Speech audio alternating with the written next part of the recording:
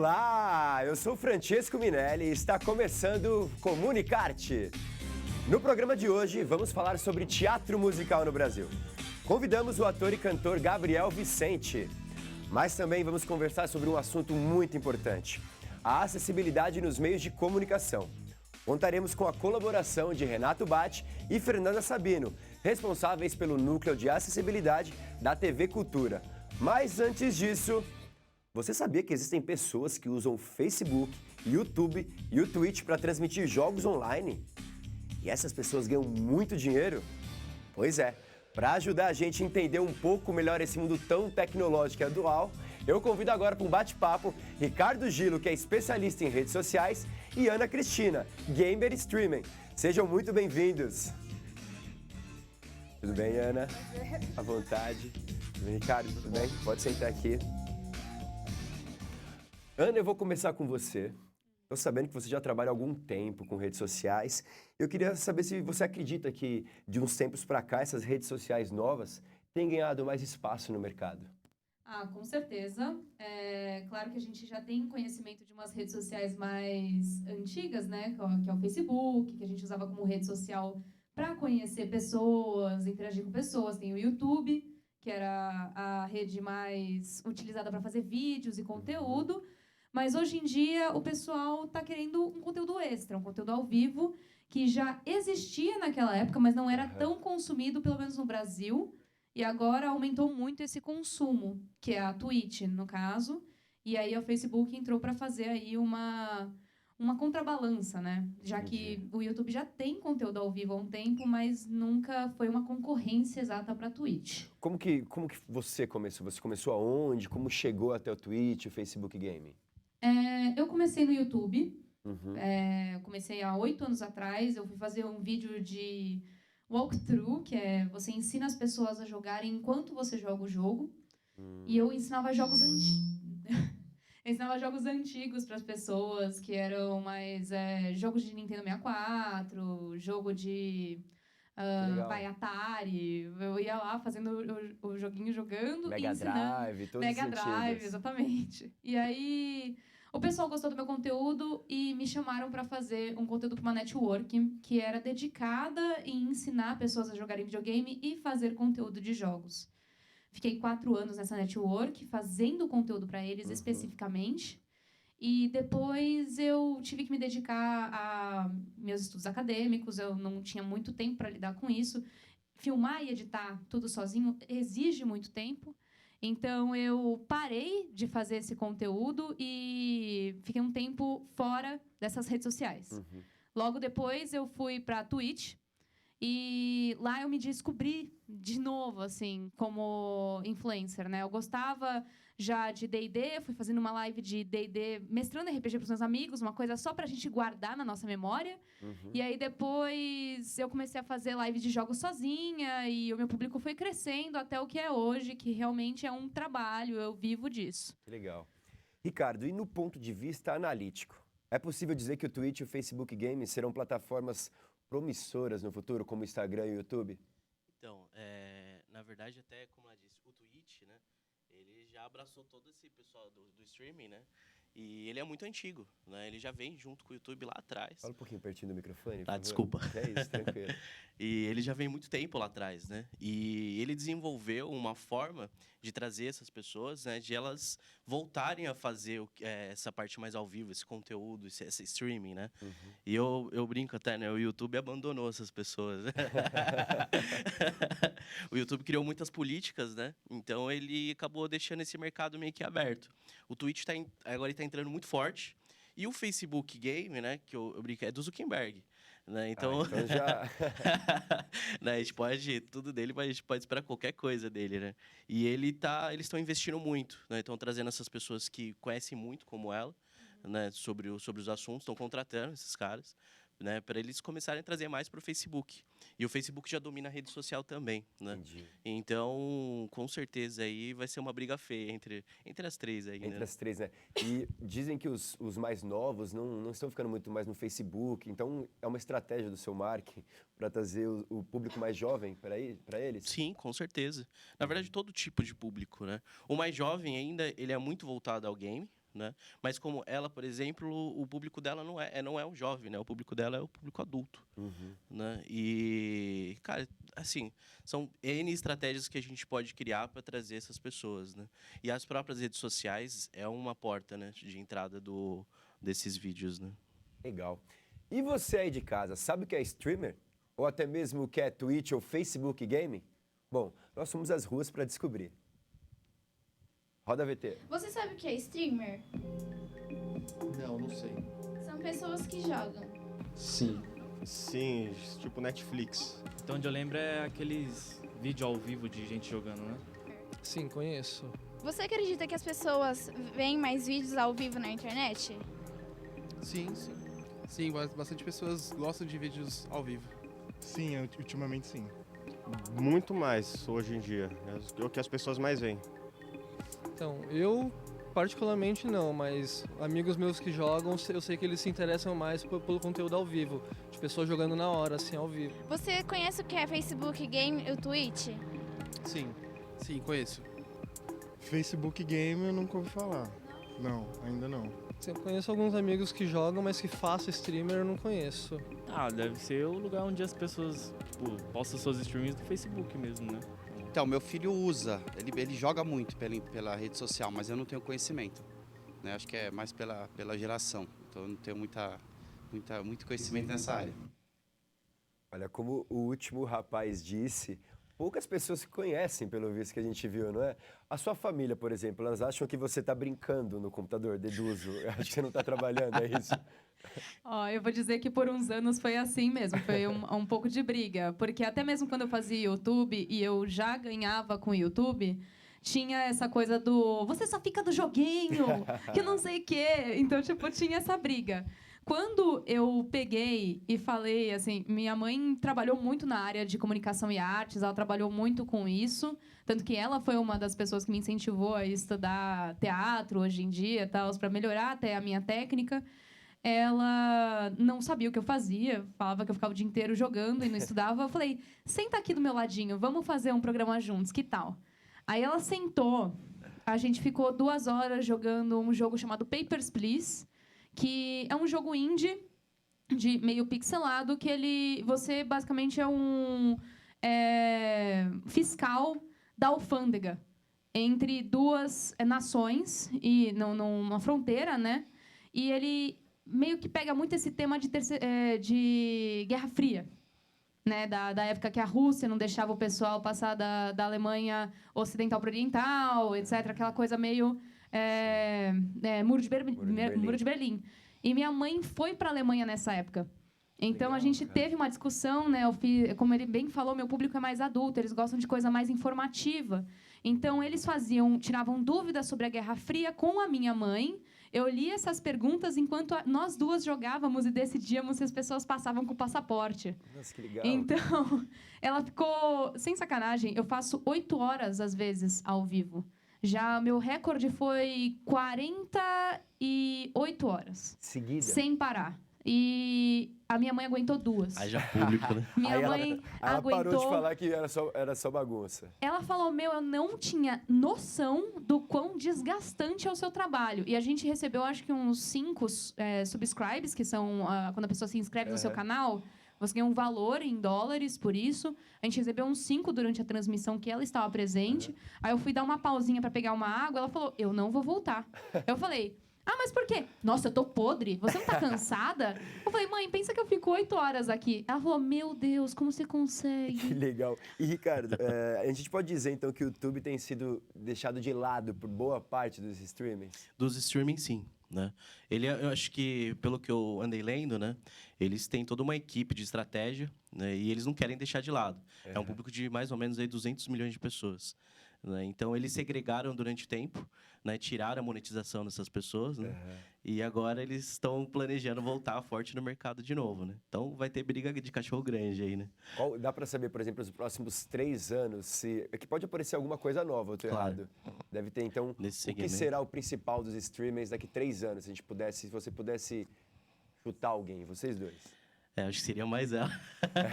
Mas Eu falaria dessa aproximação.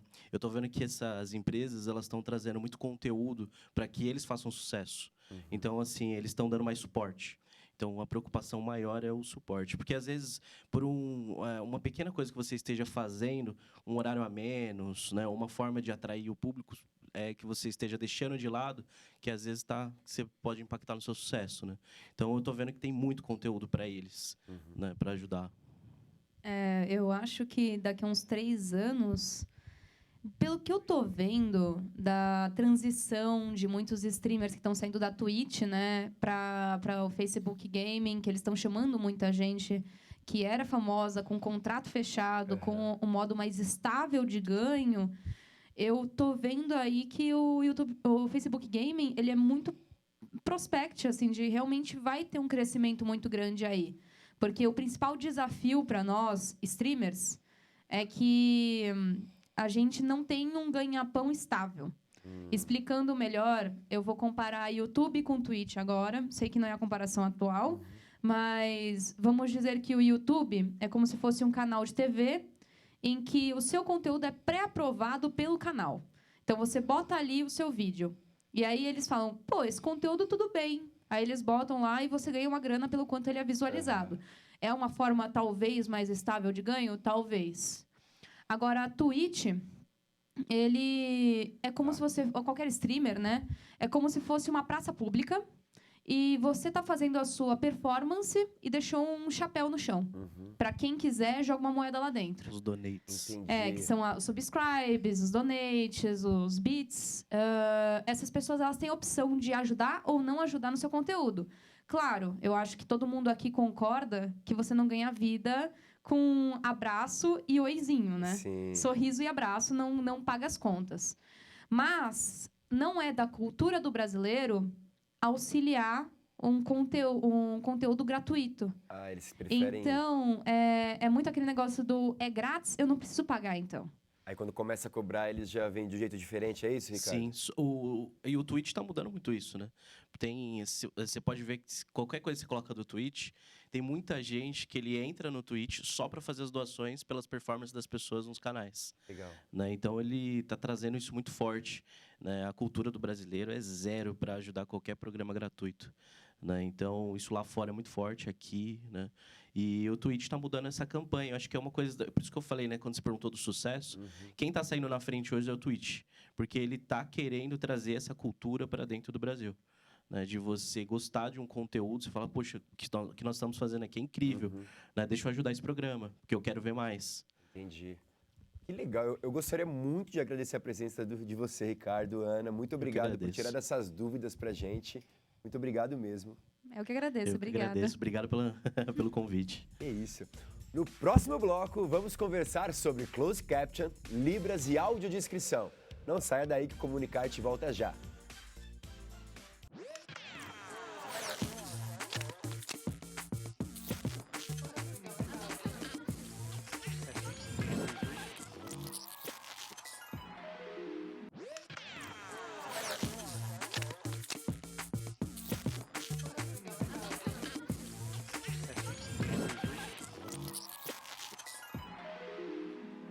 Volta! E o assunto agora é a importância da acessibilidade nos meios de comunicação.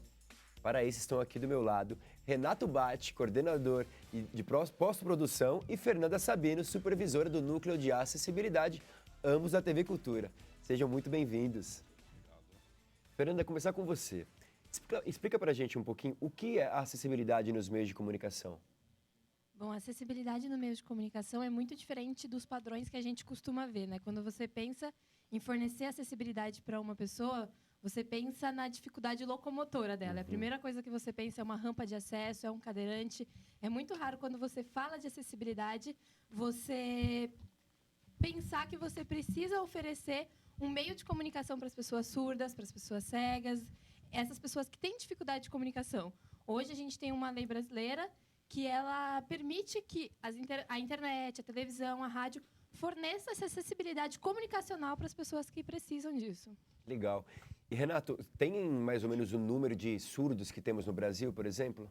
Então, o último censo do IBGE, que foi 2010, a gente tem perto de 10 milhões de surdos. 10 milhões de 10 pessoas. milhões de surdos. E mais ou menos 6 milhões e meio de pessoas com baixa visão, cegos. Desses 6 milhões e meio, 500 milhões são cegos. Nossa. Isso em 2010, né? Agora, então, 10 Deve anos ter. depois quase. Nossa, que interessante. A gente vai falar um pouquinho de Libras, mas antes, a gente tem um VT que a gente saiu para perguntar para o pessoal da rua o que eles entendem, se eles sabem o que é Libras. Vamos dar uma olhadinha? E Libras, você sabe o que é Libras? Libras é a conversa com quem tem deficiência auditiva, na fala também. Libras é sinais para mudo e surdo. Libras eu sei, eu tenho uma prima que conversa com Libras. Libras eu sei, aqueles sinais, né? Libras, dinheiro. Tem Libra, dinheiro. Tem muita coisa, Libra. Tem horóscopo, porque sou de Libra, horóscopo em casa. Maravilhoso. Então, explica pra gente o que é Libras. Libras é a língua brasileira de sinais, né? Ela é a língua que permite que o surdo ele tenha a comunicação com o outro. Porque como ele não consegue se comunicar através da fala, ele se comunica através dos sinais. Então, através do visual dele, ele enxerga os sinais e consegue se comunicar com as pessoas. Legal. E, Renato, você vê que as pessoas não sabem direito o que é Libras, né? E como fazer para isso chegar no grande público? Porque parece um pouco que só vai atrás de Libras, fala Libras, quem tem alguém da família ou conhece alguém. Isso é o normal, na verdade, né? A gente tenta fazer isso, incluir essas pessoas através da programação que a gente tem na TV Cultura, né? E existe hoje, sim, uma exigência que tem a Libras, mas não tem um número exato, uma exigência de tempo da programação, ao contrário de closed caption e audiodescrição, né? Libras não existe um tempo que é necessário, assim, obrigado pela legislação? Não existe? Não, ainda não. Acho que é um próximo passo, né? Mas, por enquanto, não. A única exigência é que tenha algum conteúdo com Libras. Entendi. Você falou de closed caption. A gente também saiu pelas ruas para perguntar se o pessoal sabe o que é closed caption. Roda pra gente. Você sabe o que é o closed caption da televisão? Não sei. Eu sou do tempo dos antigos, 55, eu sou... Não, faço a menor ideia. É aquela que aparece a legenda para quem tem problemas de audição. Closed caption, não. Closed caption, sei. O quê? O closed caption é para você, como que eu posso falar? Aproximar, né? Para você poder ver a tela, uma parte da tela, pra você aumentar. Acho que ele está errado. certeza. O que é closed caption, Renato? Então, tem a mesma finalidade de Libras, né? Nem todo alfabetizado em Libras conhece a língua portuguesa e vice-versa, né? Então, o público-alvo é o mesmo público, né? Para entendimento daquele que não é alfabetizado em Libras. E, Fernanda, segundo a legislação, a gente tem algum tempo obrigatório na TV que precisa ter? Closed caption, a gente é obrigado a cumprir 24 horas da programação. Nossa, que legal. 24 horas, então, tem que ter. E como que funciona? É alguém ao vivo digitando? Porque eu às vezes, vejo no closed caption, eu vejo que alguém vai, aí ele volta, que errou a palavra, escreve de novo. Como que funciona? Então, isso é fato dentro dos programas ao vivo. A gente tem sempre alguém acompanhando, aí faz via voz, né? E repete tudo que está escutando, principalmente nos nossos jornais, a programação ao vivo da TV Cultura, jornais, Roda Viva e tal, né? E, fora isso, a programação gravada, a gente faz com teclado mesmo, transcrevendo literalmente todo o conteúdo do filme, do programa ou do desenho. Isso é um padrão? Em todo lugar é assim? Eles digitam palavra por palavra? Como que funciona? Então, depende muito. Na TV a gente faz palavra por palavra, mas algumas instituições, algumas produtoras, elas utilizam hoje a estenotipia, que é uma máquina de estenotipia em que você escreve cerca de 80 palavras por minuto. Então, a margem de acertos fazendo com estenotipia, principalmente o ao vivo, é muito maior. Mas e como funciona isso? Você conseguir explicar para o nosso público leigo, que eu me coloco neste lugar, como que funciona isso? A estenotipia é uma máquina bem pequenininha até. E ela é através de sinais, assim, de signos, sabe? Ela não tem as letras especificamente. Então, meio como se você formasse códigos e aqueles códigos formassem a palavra que você precisa. Mais ou menos assim. Nossa, então não é tão simples Não assim. é simples. Ah, entendi. Ó. E agora, para finalizar sobre essa série de questionamento com a relação à acessibilidade, a gente vai ver qual é o entendimento da galera sobre audiodescrição. Audiodescrição, você sabe o que é? Não sei o que é audiodescrição. Áudio, som. Descrição, alguém tem que perguntar alguma coisa para me descrever. Acho eu. É quando você vê na televisão, né, que tem o... Tipo, tá lá passando a cena e a pessoa vai descrevendo o que tá acontecendo na cena. Com barulhos, gestos, essas coisas. É que legal. O pessoal também não conhece muito. No nosso intervalo passou uma publicidade do Burger King, que tem audiodescrição. Foi a primeira que eu vi. Eu não sei se tem outras. Tem alguma legislação que obriga a ter ou também não tem? Como que funciona? E explica também o que é audiodescrição, por favor.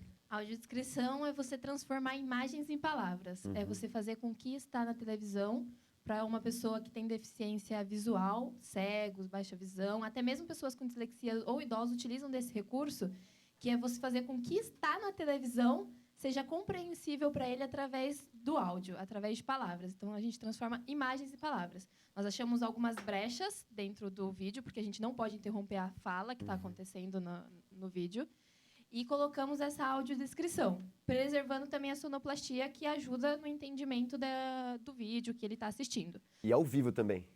Ao vivo eles fazem. Existe ao vivo e existe gravado. Na TV Cultura, nós trabalhamos apenas com os gravados. Então, é feito um roteiro de audiodescrição, assistimos os vídeos, fazemos um estudo sobre a sonoplastia, aquele vídeo, fazemos o roteiro de audiodescrição, depois nós vamos para uma cabine, um Pro Tools, para fazer a locução daquele roteiro, e depois vamos para uma ilha de edição colocar o áudio no vídeo. Tem uma legislação, sim. Hoje é obrigatório que a gente coloque 16 horas semanais de audiodescrição. E todo ano aumenta 4 horas. Então, a partir de agosto do ano que vem, a gente é obrigatório 20 horas semanais. E assim... Então, essas 16 horas por semana são obrigatórias? São obrigatórias e nós já estamos fazendo mais de 20 horas. A gente já está além do que é preciso, obrigatório. TV Cultura a gente pode falar que é uma das pioneiras, então? Com certeza, com certeza. E como funciona esse recurso na televisão? Como que a gente pode achar o recurso da audiodescrição? Então, hoje as fabricantes de monitores todas já disponibilizam isso. É uma tecla que você aciona a audiodescrição ou não. Né? Assim como o closed caption também. Só não tem ainda em Libras, mas já existe estudo para você ter ou não a Libras no vídeo, né? E a estrutura? Qual é a estrutura necessária para fazer tudo isso? Vai muito investimento? O investimento é gigantesco, né? A Cultura, há 6 anos atrás, começou com closed caption, de forma terceirizada. Fizemos o contrato lá de 1 ano.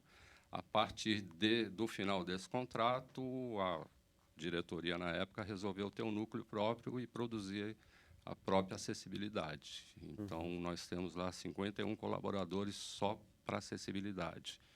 Uma grande equipe. A gente cobre a TV Cultura, a Univesp TV e a TV Câmara. E qual é o espaço necessário para Libras na TV? E como que o público reage? Eles reclamam, agradecem? Como que é? Então, a comunidade surda, apesar de não falarem, eles fazem muito barulho. Eles mandam e-mail, eles participam muito das redes sociais. É um povo muito ativo, porque como eles nunca receberam esse auxílio, agora que eles recebem, eles querem exigir, eles querem cobrar, eles querem melhorar. Então, tem uma norma da ABNT, do tamanho da janela que nós temos que seguir, qual que é a roupa que o intérprete tem que usar e tudo. E eles cobram isso. Quando a gente diminui a janela, eles mandam e-mail, eles vão nas redes sociais, eles fazem o maior barulho. Entendi. Então, além disso, né, do barulho todo, a gente até aprende com eles, lógico, né, que é o nosso público-alvo, mas, assim, posso te dizer que 99% é de elogio. Maravilha, que é importantíssimo isso. Eu acredito que deveria, nas escolas, deveria ser uma matéria obrigatória. Será que um dia isso vai acontecer? Tem algum projeto para isso? Não existe projeto, né? Mas a gente também concorda que deveria ser, sim, uma matéria obrigatória, até mesmo para a inclusão da criança, né? Principalmente, né? E a gente tem muitas crianças que dependem disso e as escolas sequer pensam nisso. Né? Inclusive, passou um comercial agora que é uma criança chegando e é emocionante, porque é muito bonito. Você se coloca no lugar da criança, né? Que a criança adora o contato e não ter com quem conversar deve ser horrível, cara. E aqui, ó, e com o governo atual, você acha que ele, pela primeira-dama, saber Libras, você acha que eles estão investindo mais? Então, na minha visão, acho que está um pouco adormecido. Por ela ser intérprete de Libras, inclusive, né, eu acho que poderia ter uma ação maior e mais contundente. Né? Eu acho que ainda está um pouco adormecido. Cara, Renato, Fernanda, eu agradeço muito a presença de vocês para dar uma luz nesse assunto tão importante para a gente. Vocês têm alguma coisa para finalizar? Para mandar um recado pessoal sobre Libras? Eu gostaria de dizer o que eu costumo dizer muito na TV, assim, é você sentir empatia pelo outro. Porque enquanto você não tem alguém na família, enquanto você não tem um contato, ou que você precise se comunicar com essas pessoas que têm dificuldade comunicacional, você não sente essa empatia, você não sente essa vontade de ajudar. Então, o que eu gostaria de dizer mesmo é que as pessoas tenham mais empatia pelo próximo, assim, por uma parcela da sociedade que é um pouco excluída por ter essa dificuldade de comunicação. E uma grande parcela, né? São 10 milhões de pessoas, 3 vezes o Uruguai, por exemplo. Exatamente. Né? Fernanda, Renato, muito obrigado mesmo. Quando quiserem de volta aqui para o nosso programa, estão convidados, tá legal? Obrigado pelo convite. Mas o nosso programa ainda não acabou. No próximo bloco, vamos falar sobre o teatro musical no Brasil com o ator e cantor Gabriel Vicente. Até já!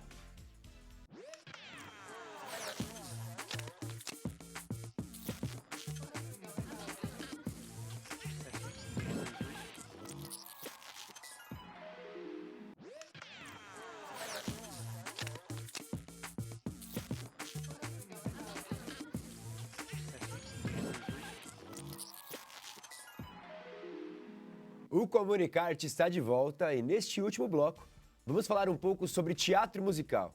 E para nos ajudar neste tema tão importante para a nossa cultura, convidamos o ator e cantor Gabriel Vicente. Ele está no espetáculo A Cor Púrpura, que estreia em dezembro aqui em São Paulo. Seja muito bem-vindo, Gabriel. Muito obrigado. Obrigado pelo convite. Prazer estar aqui. É isso. Gabriel, antes de a gente começar esse bate-papo, a gente tem um VTzinho sobre o teatro musical. Vamos dar uma olhada?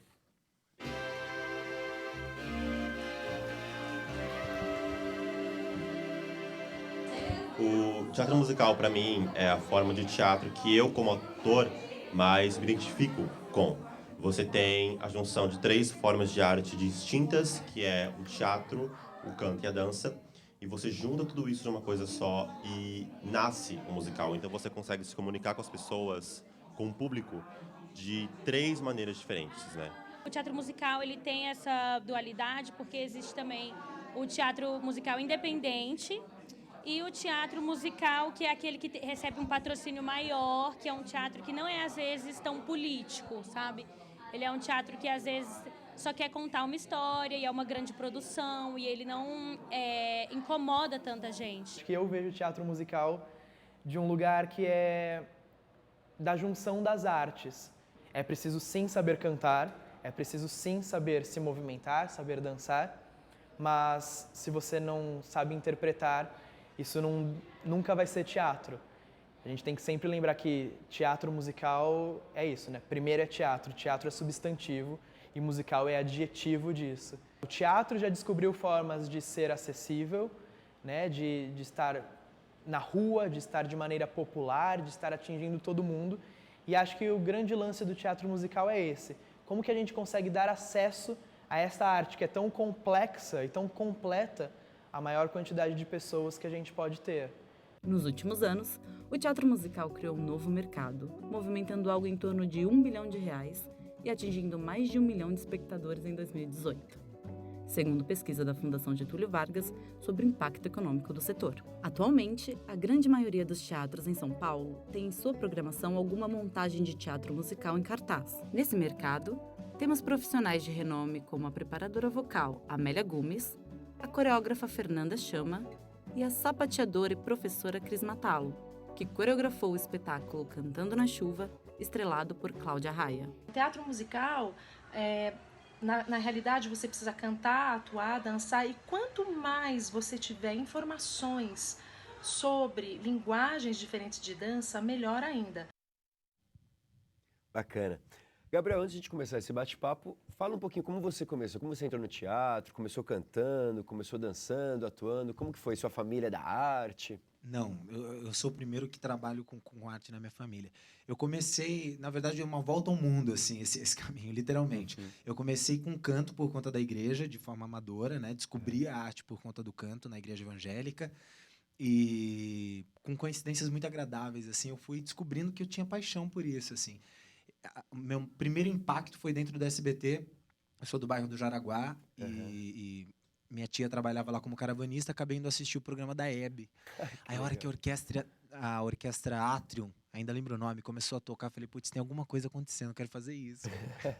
Aquele bichinho aqui dentro. Não sabia né? bem o que eu queria fazer, mas sabia que tinha a ver com aquilo ali.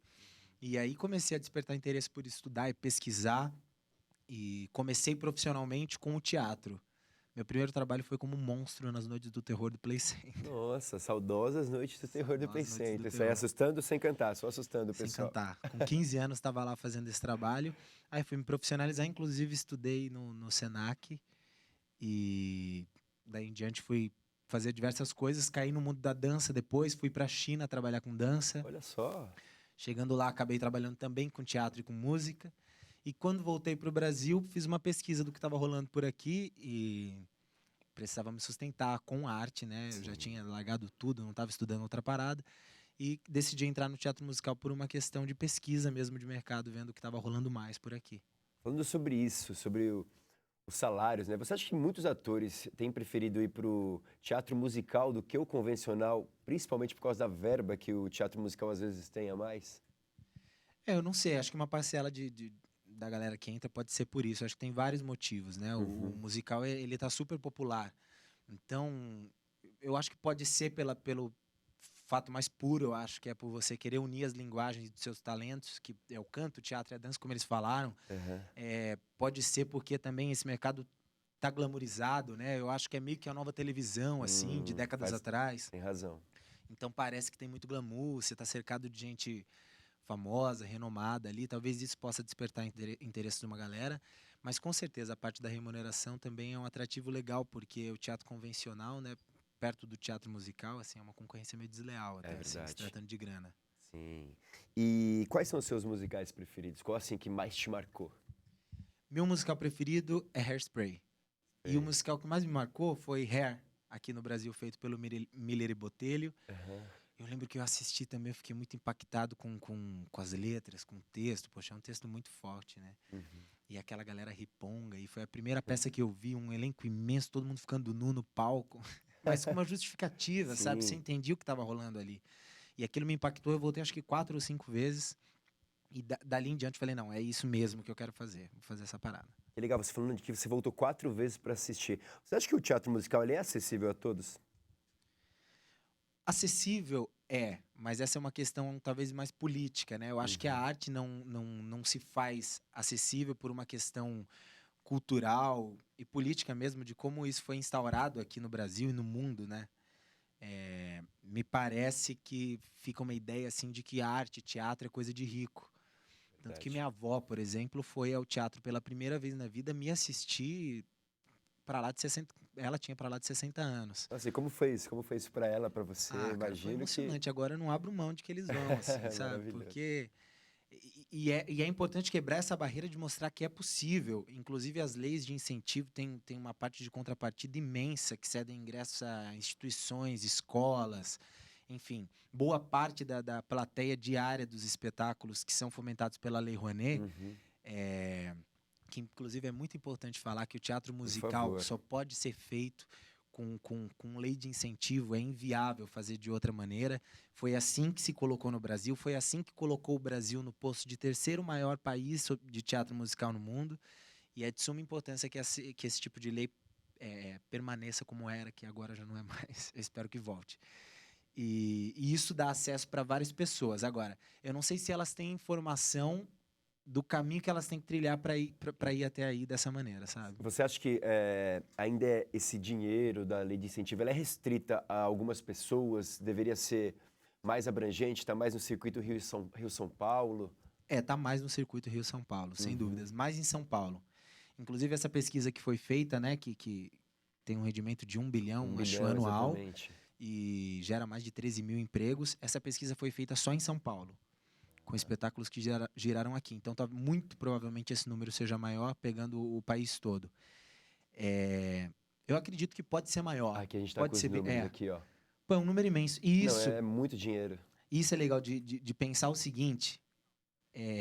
Não quero entrar num âmbito muito político, não. Sim. Mas essa grana, ela se trata de um dinheiro que veio por renúncia fiscal, só que ela volta como imposto. Cada R$1 investido, se eu não me engano, é R$1,92 que volta. Exatamente, é praticamente o dobro, né? Uhum. E ela volta como imposto dos próprios funcionários, porque as pessoas que estão prestando serviço para esse trabalho ser executado, elas pagam seus impostos. Sim. Inclusive, as notas que a gente emite para poder receber o nosso salário, se trata de impostos que estão sendo devolvidos ao governo. Ninguém está dando dinheiro para ninguém. E as pessoas acham que isso é só o ator, o cantor, e não, né? Tem desde peruqueiro, produção, Exatamente. É muita gente. E trabalhos até mais distantes do que isso, porque você pensa, o teatro que gira muito público, ele vai ter uma renda bacana pro pipoqueiro da porta, entendeu? Exato. Pra faxineira, pro cara que fez o cenário, que ficou lá. É muita gente que a gente não vê, mas são empregos diversos, assim. E como você acha que essa nova lei de que o incentivo tem um teto de 1 milhão, o que pode fazer? Como pode prejudicar as produções? Já está prejudicando de muitas maneiras, assim. O espetáculo A Cor Púrpura, por exemplo, que eu estou em cartaz agora, ele é um espetáculo que não poderia ser feito se ele não tivesse nos moldes antigos da Lei Rouanet. Se ele tivesse nesse novo padrão de uma captação de R$1 milhão, é impossível. Você juntar 17 atores, uma equipe técnica muito maior. Eu, particularmente, não sei qual vai ser o futuro. Eu desejo que eles revejam isso, porque realmente vai acabar afundando um mercado que está tão lindo e bem colocado aqui no Brasil. Então, não pode nem falar que é promissor, porque ele já existe, né? Ele já é. Ele já existe. É um mercado tão bem colocado assim, é recente. Se eu não me engano, é final de 99, 2000, que chegam aí as grandes produções do Brasil pela primeira vez. Mas ele tem uma trilha bem grande aí com teatro de revista no Brasil, né? Com as nossas fontes europeias, principalmente. É muito legal ver que o Brasil pode fazer, por exemplo, a Steel Wicked, Priscila, são musicais gigantescos, são lindos e somos nós produzindo, né, cara? Sim. Tem produtoras que trazem essa franquia, né? Que traz esse molde inteiro já dos Estados Unidos, como o Wicked, que você vê, é uma franquia. Então vem a galera da gringa toda, mas a equipe que realiza aqui no Brasil é todo mundo brasileiro, inclusive é bem bonito ver que a gente tem um time muito competente, assim, em todas as áreas. E o que você está achando das produções brasileiras? Agora está aparecendo, por exemplo, muitos tributos, muitas peças brasileiras. O que você está achando delas, assim? Por exemplo, teve Cazuza, Aparecida, vários, né? Eu gosto muito da ideia da gente tentar fazer um teatro musical brasileiro. Não sei se obrigatoriamente sempre biográfico, como homenagem a alguém. E também vejo que esse número crescente aí desses espetáculos é devido à falta de grana também, né? Porque você consegue fazer com um elenco mais reduzido, uma produção mais enxugada aí. Mas tem coisas lindas. Cazuza, inclusive, eu acho um máximo. Maravilhoso, eu gostei muito. Eu fiz o musical Cartola também, que foi uma homenagem biográfica sobre a vida dele. Eu acho importante pra gente conhecer a nossa cultura também. E você acha que a indústria brasileira ela tem conseguido se posicionar diante dessa dominação da cultura estrangeira nos musicais? Você acha que ela está conseguindo? Acho que sim, a gente já tá achando um molde aí. As produtoras cresceram bastante, tem bastante gente com ideias massas. Tem uma produtora que chama Aventura Entretenimento e ela realiza espetáculos assim imensos. E ela só faz espetáculos brasileiros, seja biográfico ou não, assim, sabe? Legal. E fala um pouquinho, quais são as suas inspirações, Gabriel? Quem você se inspira? Minhas inspirações, cara, no teatro musical, tem tanta gente talentosa, eu acho que toda hora a gente fica se alimentando, assim, de alguém. Alguém do momento, talvez. Alguém do momento, mas eu acho que a minha grande diva do teatro, são mulheres, assim, na minha cabeça, eu acho que eu tenho. Acho que a Alessandra Maestrini é um bom nome pra gente seguir, é um show de interpretação, canta como ninguém. E a Cláudia Raia também é uma grande rainha, assim, do teatro musical, principalmente porque ela leva esse título pra massa, pra galera, entendeu? Eu acho... A Sara Sainz também eu amo, enfim, são muitos nomes, assim, pra me inspirar. Gabriel, eu gostaria de agradecer muito a sua participação aqui com a gente, falando um pouquinho desse mercado tão importante que é aqui no Brasil. Eu também queria, antes de acabar, eu queria agradecer, não posso sair daqui sem agradecer a todo mundo da produção técnica que ajudou na criação e desenvolvimento do programa, desde a produção até toda a equipe técnica. O Comunicarte é isso, é muito mais de comunicações e artes. Ele é educação. Mas, Gabriel, você não pode ir embora daqui sem cantar pra gente. Posso te pedir isso? Claro. Então, ó, pessoal, muito obrigado pela companhia de vocês. E a gente fica agora com o Gabriel. É com você, meu querido. Obrigado.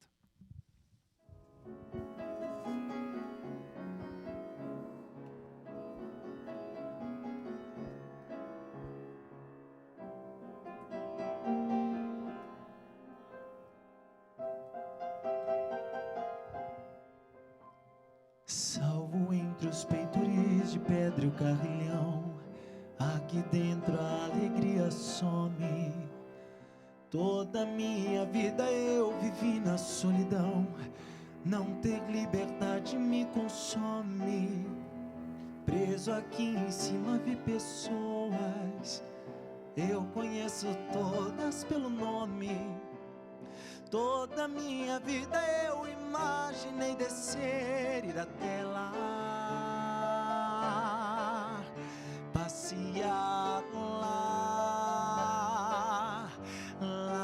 fora, como alguém comum. Me dê um dia ao sol, basta apenas um, pra ser lembrado, se der, numa ocasião qualquer. Se eu sair, se eu puder, quero ir aonde der.